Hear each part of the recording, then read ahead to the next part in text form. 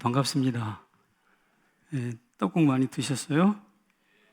얼굴이 넙대대해진 것 같은, 얼굴이 넙대대해진 것 같은데, 제 얼굴 넓어졌나요?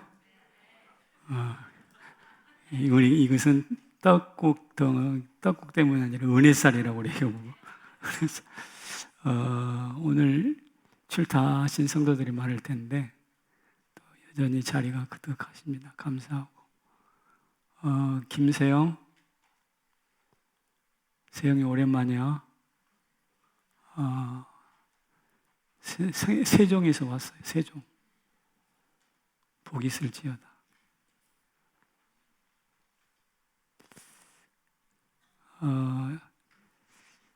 나이를 한 살씩 더 먹는다고 그러는데 가만히 생각해 봤어요. 제가 나이 때문에 스트레스를 받을 나이가 된 것 같아요. 근데 하나님은 우리에게 시간을 주셨지 나이를 주신 것은 아닌 것 같아요. 그렇지 않나? 하나님이 우리에게 시간을 주셨지 나이를 주신 것 같지 않아. 근데 주신 시간을 우리들은 잘라가지고 1살, 2살, 3살 이 사람이 만들었잖아. 그렇죠? 아니면 말고. 무슨 말이냐면 나이라는 것은 사람이 만든 하나의 프레임이라는 거죠. 거기에 갇히지 마시기를 바랍니다. 우리 1년에 2살 먹기로 하자. 그럼 저는 100살이 이미 넘었어요. 사람들이 약속일 뿐인 것이지 하나님은 우리에게 시간을 주셨습니다. 그리고 은혜의 강을 주셨습니다. 한번 기도할까요?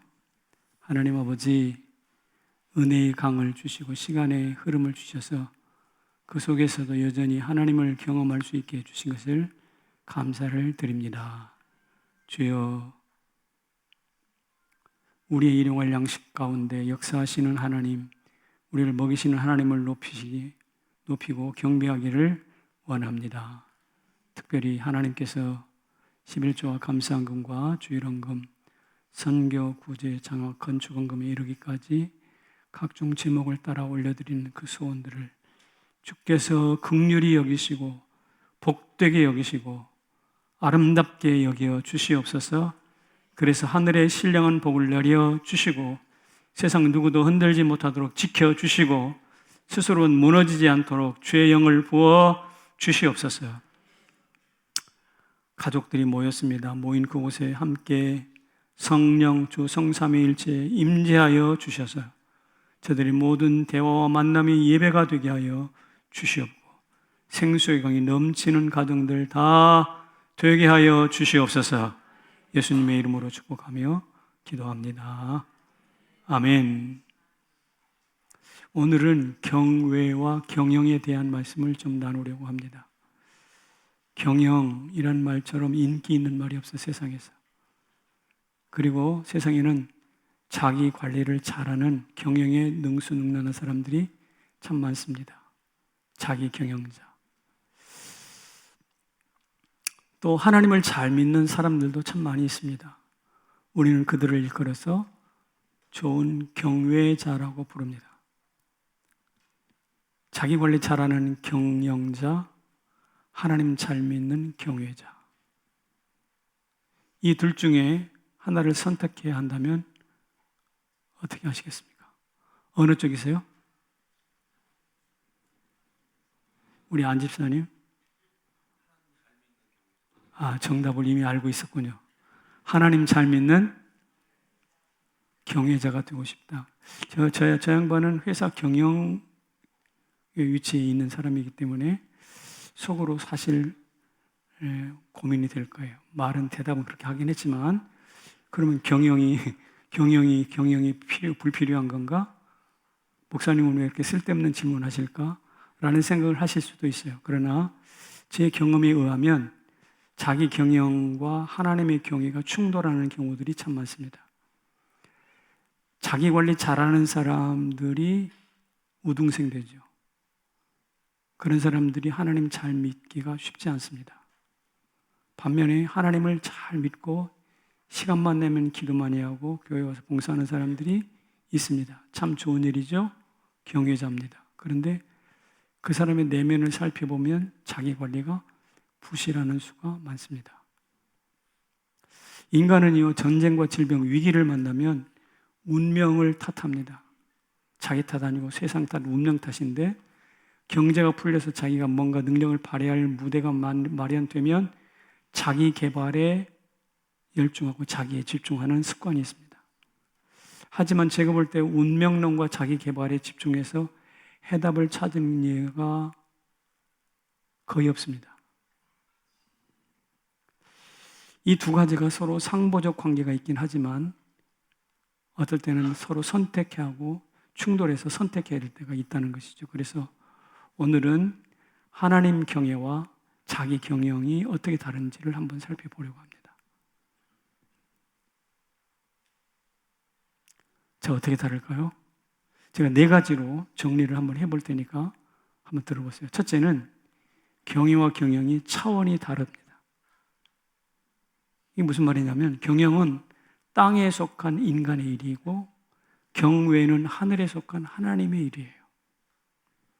경영은 씨앗을 뿌리고 거두는 인과응보의 과정이지만 경외는 하나님과 맺는 초월적인 관계, 하나님과 맺는 관계입니다. 성경에서 보면 경영이 배고픔 때문에 팥죽 한 그릇에 장자권을 넘겨주는 육적인 사건이라 한다면 경외는 팥죽을 주고 장자권을 받는 영적인 사건이에요. 경영은 5,000명을 먹이려면 200데나리온의 돈이 필요할 텐데 계산하고 나서 걱정하는 거지만 경영은 계산하고 걱정하지만 경외는 걱정하지 않고 계산하지 않고 자기 도시락을 드리는 헌신이에요. 따라서 경영과 경외는 하늘과 땅만큼 차원이 달라요. 두 번째로는 범위가 다릅니다. 이 경영은 인간 능력 범위 안에 있는 일이지만 경외는 하나님의 능력 범위 안에 있는 일이에요. 그래서 인간은 악을 통제할 수 없지만 하나님은 우리가 통제할 수 없는 악을 적당하게 다루어 가십니다. 범위가 달라요. 오늘 말씀하셨죠? 여호와께서 인도 악한 날에 뭐하게? 적당하게 하셨느니라. 심지어 악인뿐만 아니라 죽음마저도 성도에게는 아름답게 적당하게 다루어 가십니다. 그러므로 경외의 범위가 인간 안에 세상 안에 축소되어 있다면 경영의 범위가 인간의 일이라면 경외는 하나님만큼이나 넓은 것이에요. 범위가 다릅니다. 세 번째, 방법이 달라요. 경영이란 말의 어원은 아라크, 줄을 세우다라는 뜻입니다. 그러니까 어떤 것이 경영 효율이 높은지 효율로 등수를 매깁니다. 시험 봐서 아이들 등수로 줄 세웁니다. 등수를 매겨서 줄을 세우는 것이 경영이 하는 일이에요. 그런데 경외는 줄을 세우지 않고 자기가 하나님의 뜻을 따라 자기가 스스로 줄을 섭니다. 경영은 어떤 게 효율적이냐를 따라서 등수를 매기고 줄을 세우지만 경외는 자기 자신이 뜻에 따라 줄을 섭니다.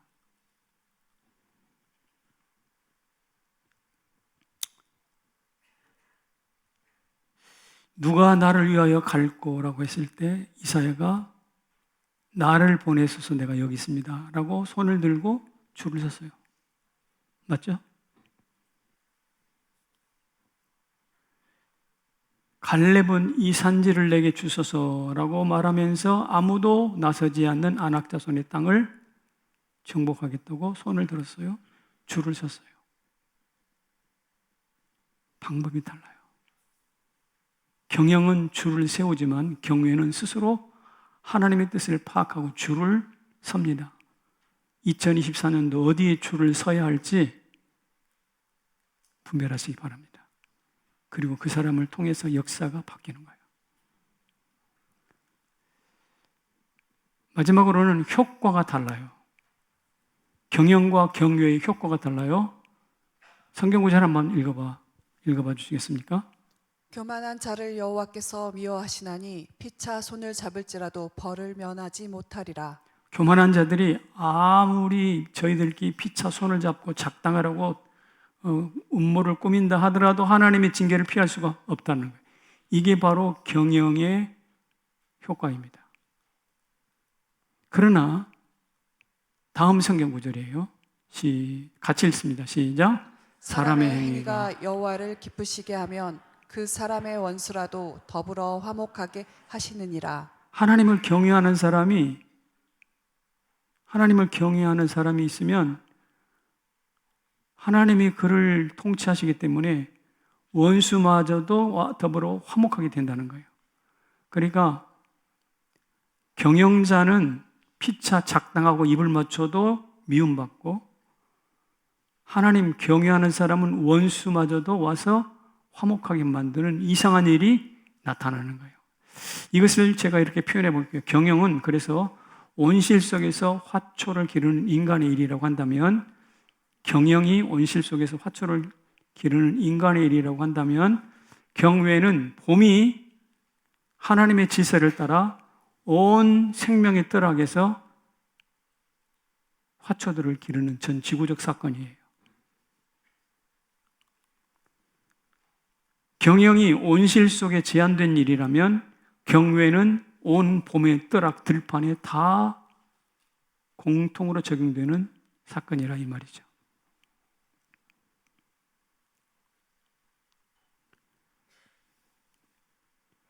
차원이 다르고 방법이 다르고 범위가 다르고 효과가 다릅니다. 제 말에 동의가 되나요? 그런 것 같긴 해요. 듣고 보니 그렇게 강의를 하는데, 그럼 조금 더 이해하기 쉽도록 성경 속에서 경영한 사람과 경외자가 어떻게 다른지 보여드릴게요. 같이 읽습니다. 시작. 성경 속의 경영자와 경외자. 한마디로 말하면 경영자의 대표는 누구냐면 압살롬입니다. 압살롬 아시나요? 네. 다윗의 아들이죠. 다윗에게 반란을 일으켰던 비참한 아들입니다. 경외자의 대표는 다윗입니다. 어떻게 다른가? 제가 표를 하나 만들었어요. 압살롬은요, 하늘이 없이 땅의 사람입니다. 그리고 누이 다말을 범했던 형 암논을 잔치에 초대해서 보복해서 죽여버립니다. 살인을 얼마든지 저지를 수 있는 사람이에요. 왜? 하늘이 없고 땅만 있으니까. 재판을 하면서 백성들의 마음을 훔쳐서 환심을 사가지고 마침내 반란을 일으킵니다. 그러니까 그에게는 땅에 속해서 음모를 꾸미고 백성들의 마음을 도둑질해서 반란을 획책하는 것, 이것이 바로 자기 경영에 올인했던 압살롬입니다. 하지만 다윗은 달라요. 그에게는 하늘이 있었어요. 그리고 사람의 마음이 아니라 하나님의 마음을 구했어요. 반란을 일으켜서 누군가를 죽이기보다는 자기가 죽일 수 있는 사울 왕을 2번이나 살려주었어요. 달라요. 이 두 사람의 끝은 어떻게 될까요? 압살롬은 자기 머리를 엄청나게 신경 쓰면서 관리했던가 봐요. 우리 자매님들 주일날 아침에 올 때 머리 관리하는데 몇 분 걸릴까? 한 10분 이상 걸리지 않나? 아니면 툴툴 털고 갔어? 이 압살롬은 자기 머리에 대하여 대단히 정성을 많이 들였던 사람인 것 같아요. 머리채로 유명한 사람입니다. 그런데 그 머리를 잘 다듬고 짐승을 타고 가다가 그 머리채가 나뭇가지에 걸려서 적의 손에 붙잡혀가지고 죽었어요. 자기가 관리했던 그 머리채 때문에 죽은 거예요. 그런데 다윗은 다른 사람이 관리하다가 다 쓸모없다고 버린 사람들, 이름하여 불량품, 불량자들이 다윗에게 몰려왔을 때 그 사람들을 잘 손질해서 교화시킵니다. 그리고 다윗 왕국의 일꾼으로 세웁니다. 그런 사람들이 600명이었어요. 자, 경영자 압살롬과 경외자 다윗이 어떻게 다른지 설명해 드렸습니다. 그런데 여기서 우리가 알아야 할 것은 그 경영자 압살롬이라는 사람이 어디서 자라났는가? 하나님을 경외했던 다윗 곁에서 자랐어요. 놀랍게도 경외가 무엇인지를 온몸으로 생생하게 보여주는 그 사람 옆에서 경영자가 나왔어요. 경외자가 나오면 좋겠는데 경영자가 나왔어요. 신용만 내는 거예요. 신용만 내는 거예요. 가장 가까운 곳에서, 경외의 가장 지근거리에서 가장 큰 적이 나타나는데, 이것은 마치 예수님 곁에서 가룟 유다가 나오는 것과 똑같아요. 이것은 마치 바울 곁에서 세상을 사랑했던 데마가 나온 것과 똑같아요. 여러분도 이거 조심하셔야 됩니다. 좋은 교회 다니면서 다른 사람 따라쟁이하는, 흉내만 나는 신앙인이 되지 않도록 조심해야 돼요. 똑바로 봐야 됩니다. 제대로 살아야 됩니다. 인생을 경영하면 압살롬 같이 돼요. 하나님께서 우리 모두가 다윗처럼 좋은 교회, 좋은 성도 밑에, 부모 밑에 있다면 그 밑에서 제2의 다윗이 나와야지 경영자 압살롬이 나오면 안 된다는 거예요. 안 집사님, 미안합니다. 오늘 자꾸. 집사님은 좋은 부모님, 어머니 신앙을 보고 자랐잖아요. 경외자입니다. 그 옆에서 지금 경영을 하십니까? 경외를 배우십니까? 그렇게 되기를 바랍니다. 부모님은 경외자야. 하나님 두려워해. 그런데 그 옆에 아들은, 그 밑에서 자란 아들은 경영을 할 뿐이야. 흉내만 날 뿐이야. 비참한 거예요. 김준기 집사 어디 있어요? 저 뒤에 있네. 축복합니다. 경외하시기를 알았대요. 알았대.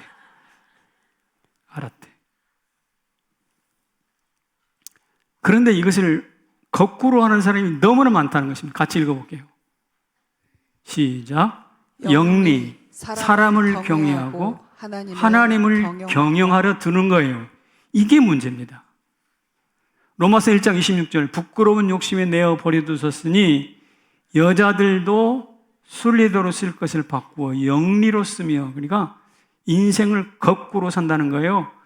경외해야 될 하나님은 경영을 하려고, 경영해야 될 인간을 오히려 높여서 경외하고, 이게 바로 영리예요. 그런데 이 영리가 없을 것 같아요. 너무 많아요.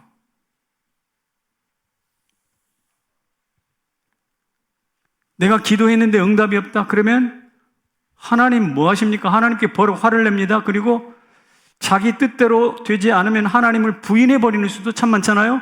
이게 바로 뭐 하는 것이냐? 경외하는 태도가 아니라 경영하는 태도예요. 이런 사람들은 반면에 자기 옆에 유능한 사람, 멋진 사람 만나잖아요. 그러면 거의 하나님 수준으로 끌어올려서 찬사를 보냅니다. 우상숭배예요, 그게. 여러분, 하나님을 가르치는 손가락을 하나님보다 높이면 되겠어요? 선물을 싼 포장지를 중시 여기면 되겠어요? 아이를 목욕시키고 아이는 버리고 그 목욕물만 가지고 돌아오면 되겠어요? 이거 미친 거죠, 이건. 이게 바로 영리입니다. 여러분, 경영과 경외를 바꾸지 말기를 바랍니다. 경외해야 할 하나님과 경영해야 될 인간을 뒤죽박죽 만들지, 영리로 만들지 말라는 뜻이에요. 이게 바로 압살롬이 했던 가장 큰 실수였어요. 우리 모두 그렇게 되기를 축복합니다. 네.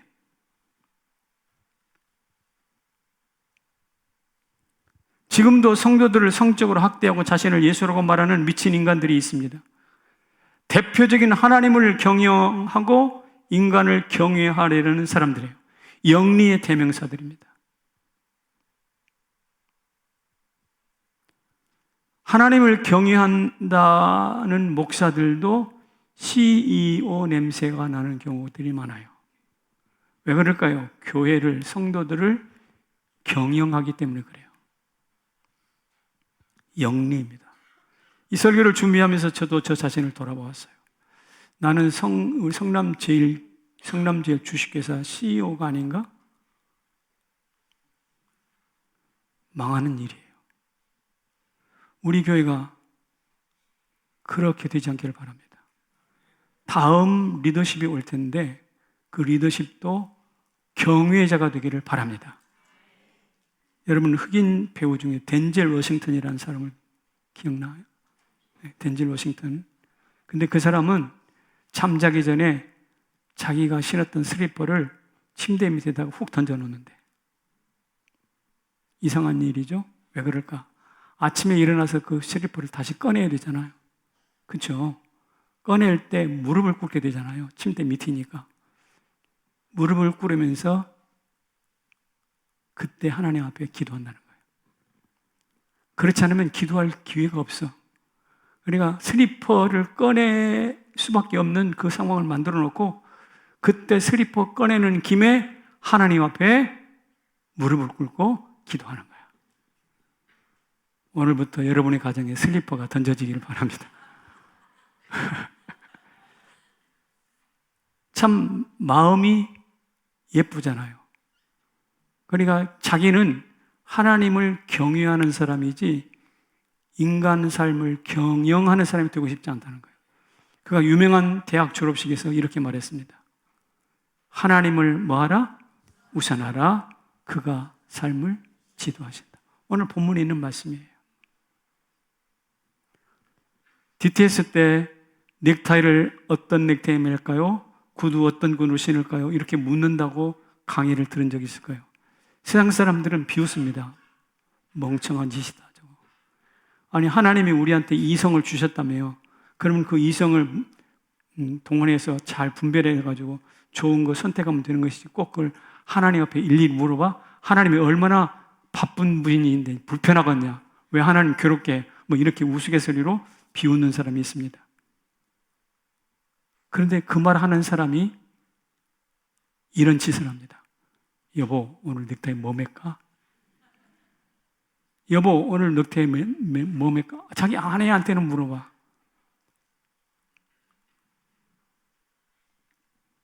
그런 사람은 신앙을 경외가 아니라 경영으로 여길 가능성이 참 많아요.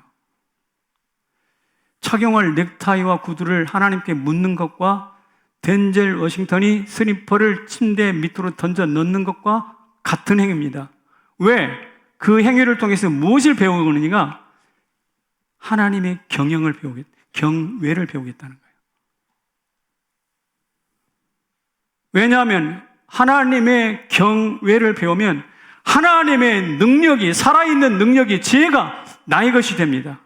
오늘 본문에 우리가 경영하지 않고 경외해야 될 이유를 여러 가지로 설명하는데 하나님의 모습을 매 절마다 명확히 묘사해 주고 있습니다. 함께 볼게요. 1절에 어떤 하나님인가? 뭐 하시는? 응답하시는. 2절에 뭐 하시는 하나님? 감찰하시는 하나님. 3절에 뭐 하셔요? 이루시고 성취하십니다. 4절에 뭐 하시는가요? 적당하게 하십니다. 악인마저도 적당하게 하십니다. 7절에는 화목하게 하십니다. 9절에는 인도하시는 하나님이세요. 그러니까 하나님이 어떤 일을 하시는가? 응답하시고 감찰하시고 성취하시고 적당하게 하시고 화목하게 하시고 인도하시는 하나님이시라면, 여러분, 이런 완벽하신 하나님인데 내 경영보다, 내 IQ 120, 130짜리 IQ보다 못하시겠어요? 내가 아무리 경영의 귀자라 할지라도 하나님을 뛰어넘을 수가 있겠어요? 없습니다. 전혀 없습니다. 그런데 왜 차원과 방법이 다르고 범위와 효과도 다른 경외를 외면하고 경영, 쓰레기 같은 경영을 붙잡고 있느냐? 내가 쌓은 경영의 결과물 바벨탑은 언젠가는 무너지게 돼 있어요. 우리 한자말에 이런 말이 있습니다. 진인사 대천명. 진인사가 경영이에요. 인간의 일로 할 수 있는 것 다 한 다음에 그 다음에 무엇이냐? 대천명입니다. 하늘의 뜻을 기다리는 거예요. 근데 이것을 뒤집어 버린다? 경영으로 경외를 대체한다? 이게 바로 영리입니다. 어줍잖은 인간 경영을 내려놓으시기를 바랍니다. 여러분의 근육의 힘을 믿지 마시기를 바랍니다. 여러분의 IQ를 믿지 말라 이 말이죠. 그러면 순리로 가야죠. 같이 읽어볼게요. 순리 시작. 순리 경영에서 경외로 이사가라. 이사 가십시오. 왜 그럴까요? 이유가 뻔해요. 설명했듯이 첫째는 경영이 허점투성이기 때문에 그렇습니다. 아까 우리 집사님 기도하실 때 인구 정책에 대한 이야기 하셨어요. 지금부터 1950년대 후반부터 60년대까지 베이비붐 시대예요. 제가 그때 태어났습니다. 57년생. 인구 폭발을 하니까 그때 어릴 때 들었던 말이 둘만 낳아 잘 기르자. 잘 기른 딸 하나 열아를 부럽지 않다. 뭐 이따위 소리 하면서 산하 제한을 추진했습니다. 그리고 몇십 년이 흘렀어요. 그러다가 보니까 이게 상황이 급반전됐어요. 그래가지고 1992년도 공식적으로 정부에서 출산 장려 정책으로 바뀝니다. 1992년도. 그런데 지금 2024년도니까 몇 년 흘렀어요? 거의 30년이 흘렀어요. 그런데 출산율은 계속 떨어지고 있어요. 여러분, 이것이 인간이 하고 있는 정책. 여러분, 경영입니다. 국가 경영이에요.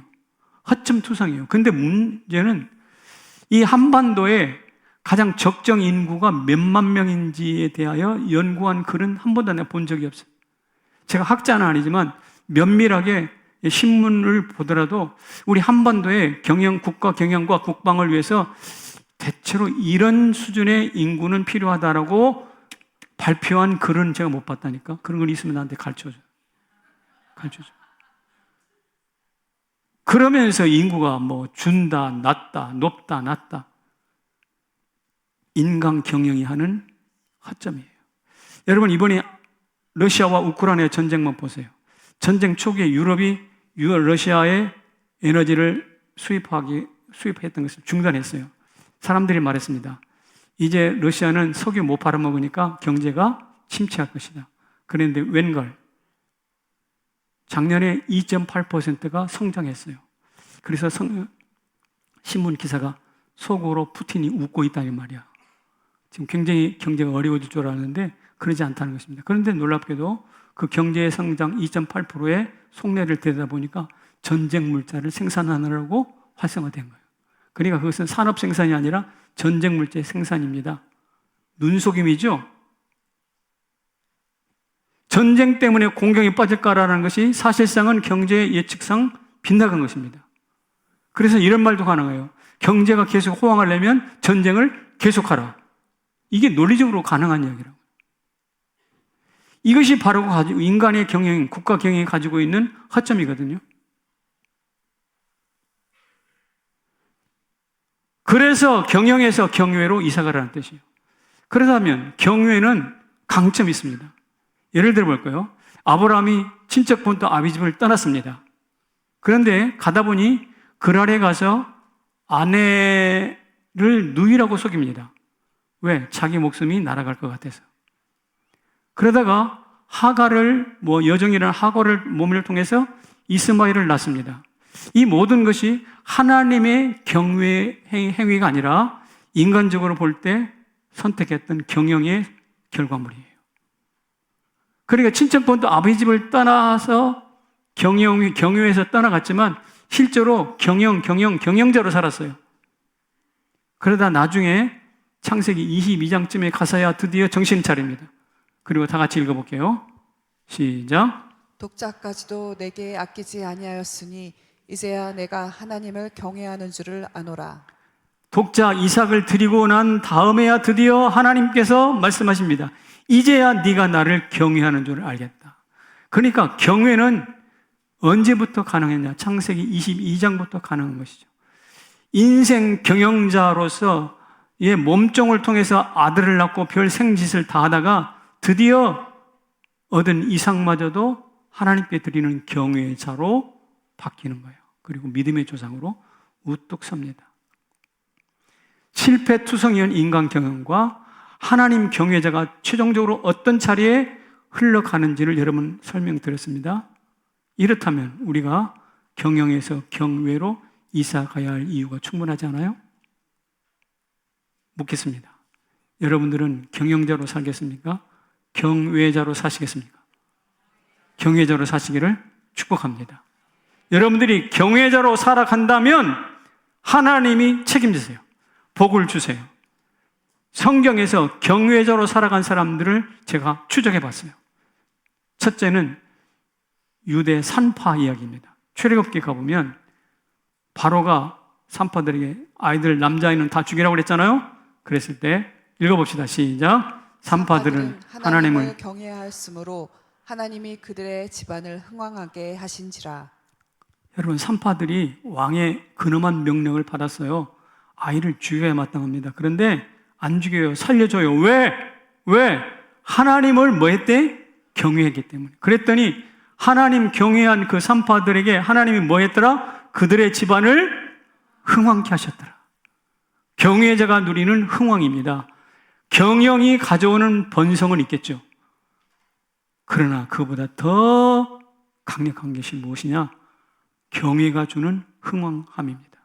이런 은혜가 올 한 해 우리 모두에게 있기를 바랍니다. 제가 지난 주간인가요? 아합 왕국을 맡았던 오바댜에 대한 이야기를 했죠. 100명의 선지자를 숨겨서 먹이고 재웁니다. 입힙니다. 왜 그랬을까요? 이유는 단 한 가지, 여호와를 경외했기 때문에. 열왕기상 18장 시작. 아합이 왕국 맡은 자 오바댜를 불렀으니 여호와를 지극히 경외하는 자라. 우상을 섬기는 아합 왕도 위기를 만나면 누구를 찾아요?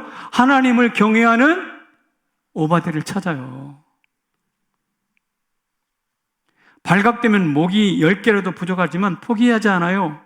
왜? 하나님 경외하니까. 여러분, 이것은 시작에 불과합니다. 이 출애굽기와 열왕기 이후에 쭉 내려가 보면 모든 경외자들이 놀랍게도 하나님의 구원 계보 안에 들어옵니다. 마태복음 1장 1절에 아브라함과 다윗의 자손 예수 그리스도의 계보라라고 시작되는 걸 아시죠? 여기 보면 계보를 쭉 따라가 보면 이 영광스러운 계보에 낄 수 없는 여성들이 등장합니다. 누군가요? 이 사람들입니다. 다말, 라합, 룻, 마리아. 그런데 여기 라합을 하나 생각해 봅시다. 라합은 직업이 뭐였죠? 기생이었습니다. 그런데 그 기생이 전당꾼들을 숨겨주면서 이렇게 고백합니다. 우리가 듣자, 너희들이 쳐들어왔다는 소리를 듣자 마음이 녹았고 정신을 잃었나니 심히 두려워했다는 뜻입니다. 너희의 하나님 여호와는 위로는 하늘에서 아래는 땅에서도 하나님이다. 너희의 하나님은 천상천하 유일하신 하나님이다 라는 고백을 합니다. 이 말은 무슨 뜻인가? 두려워하면서 하나님을 찬송했다는 뜻이에요. 두려워하면서 하나님을 찬송했다는 뜻이에요. 두려워하면서 하나님을 높인다. 이게 뭐냐? 경외예요. 그러니까 경외라는 단어를 명시하지 않았지만 라합은 이방 여인이었지만 하나님을 경외할 줄 알았어요. 그리고 그 라합은 예수님의 족보에 들어갑니다. 우리도 여호와를 경외하면 앞에서 말한 것처럼 세상 고난의 위협에서 살려주실 것입니다. 우리 집안이 흥왕하게 될 것입니다. 다말과 라합과 룻과 마리아처럼 예수님의 구원 계보에 동참하게 될 것입니다. 그리고 예수님과 함께 왕노릇하다가 하나님의 나라에 동참하게 될 것입니다. 어린 양의 생명책에 기록된 자들만 들어가리라 요한계시록 21장 27절에 말씀하고 계시는데 어린 양의 생명책이 무엇입니까? 바로 아까 그 계보, 족보 안에 들어간다는 말인데요. 그 사람들이 누군가요? 자기를 잘 경영하는 사람이 아니라 하나님을 뭐하는 사람? 경외하는 사람입니다.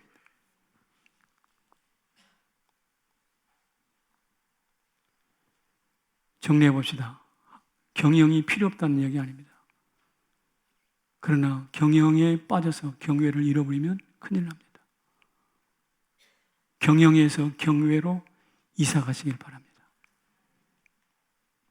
그런데 마지막으로 이것을 아셔야 됩니다.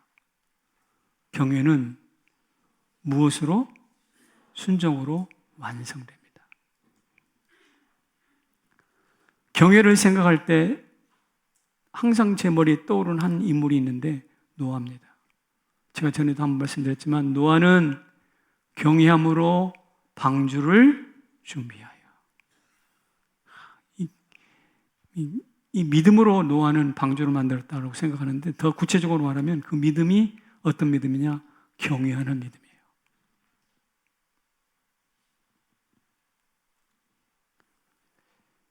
경외가 방주를 짓는 순종을 낳았습니다. 그렇다면 묻겠습니다. 우리도 하나님 경외하는 사람이라고 알고 있을 텐데 우리의 경외는 순종을 낳고 있나요? 아브라함이 이삭을 드리는 것처럼 삼파 아들이 아기를 살린 것처럼 오바댜가 선지자를 먹인 것처럼 우리는 그런 순종을 낳고 있느냐 이 말입니다. 그렇지 않으면 우리는 거의 정확히 경외가 아니라 경영자에 머물 수가 밖에 없어요. 그런데 하나님을 경외하면서 순종하면 기분이 좋아져요. 경외는 순종으로 완성되는데 그 순종하기 싫지만 순종하면 기분 좋아집니다.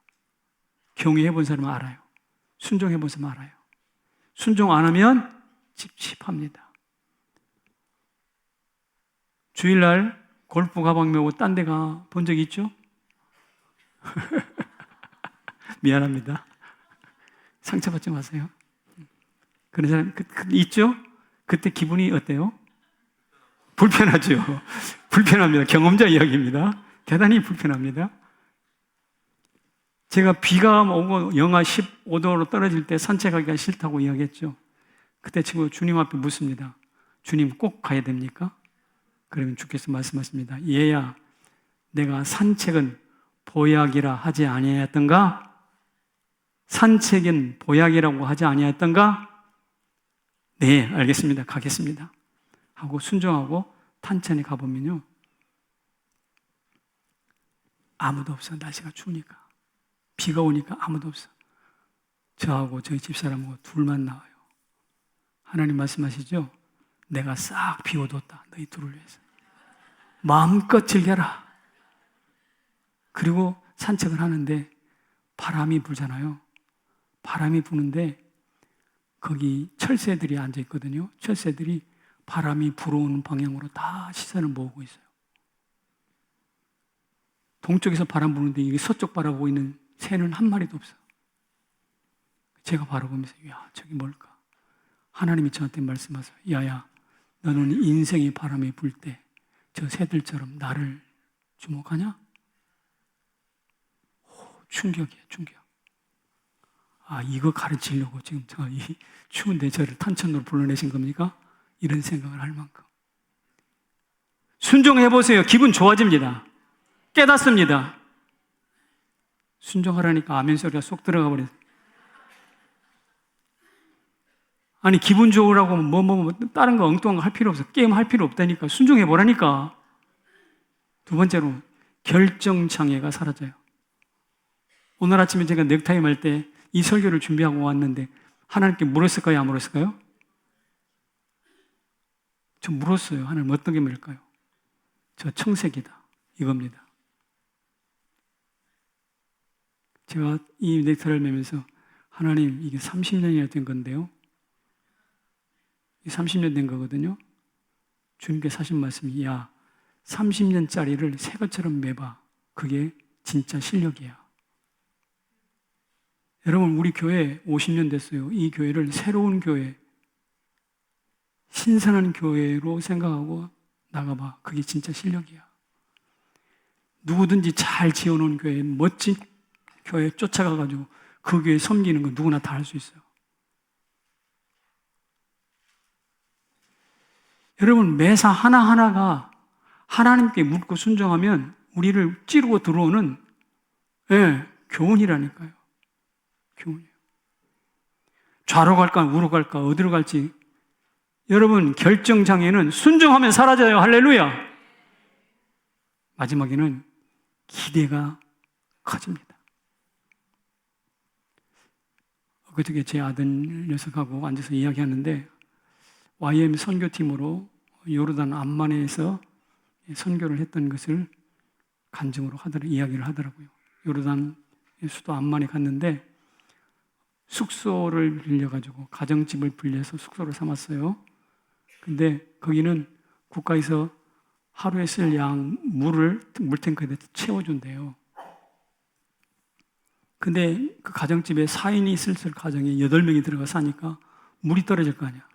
마치 가나 혼인잔치 포도주가 떨어지듯이 물이 떨어졌어요. 샤워도 할 수도 없고 변기마저도 이제 쓸 수가 없게 되는 거예요. 난리 났잖아요. 지금 8명이서. 하나님 앞에 기도했죠. 주께서 말씀하시기를 밖에 나가서 호텔을 찾아라. 밖에는 굉장히 뜨거운데 무더위인데 순종하며 나갔습니다. 한 10여 분 뻘뻘 땀을 흘리면서 걸어갔습니다. 그랬더니 저 앞에 포시즌이라는 호텔이 보이더래요. 포시즌이 있어요? 포시즌이라는 호텔이 보이더래요. 그래서 거기 가가지고 급한 화장실부터 갔다가 볼일을 보고 그 다음에 호텔 로비에 앉아 있는데 저쪽에서 동양인 한 사람이 나타났어요. 반가워가지고 혹시 Are you Korean? 알고 보니까 한국인 1.5세예요. 이역만리 태양에서 한국인을 만났으니까 얼마나 좋았겠어요? 거기에 잠깐 앉아서 두런두런 이야기를 하다가 우리가 여기 이런 YM으로 여기 공연차 왔는데 지금 집이 물이 없고 이렇게 해가지고 여기 쉬러 왔다고 숙소 문제를 이야기했다는 거예요. 그리고 빠이빠이 잘 가 수고하세요 라고 헤어졌습니다. 그런데 잠시 후에 그 호텔의 프론트 직원이 찾아왔어요. 와가지고 이 호텔의 스위트룸 최고 좋은 방이 준비되었으니 입실하세요. 왜요? 알고 보니 아까 만났던 그 한국인 1.5세가 그 호텔의 총 지배인이에요. 이런 기적이 어디 있습니까? 놀라 충격을 받고 친구한테 전화해서 야 빨리 와 스위트룸이 준비됐다. 하나님이 스위트룸을 준비해 놓으셨어.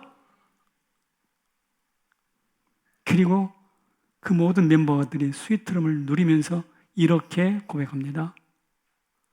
광야의 만나와 엘림의 샘물은 오늘도 계속된다. 누구에게? 나에게. For you. 여러분들을 위해서. 이런 은혜가 누구에게 주어지는가? 스스로 자기를 경영하는 사람이 아니라 하나님을 신뢰하고 경외하는 사람에게 이루어질 줄로 믿습니다. 조금 알면 자랑합니다. 이런 사람들은 경영하다가 끝나요. 그러나 많이 알면 엎드립니다. 이런 사람들은 경외로 발전합니다. 사랑하는 성남체육회 성도 여러분, 이 원리를 가슴에 깊이 담으시고 2024년도 설날이 참된 날이 복된 날이 되시기를 축복합니다. 자리에서 일어나세요. 모든 상황 속에서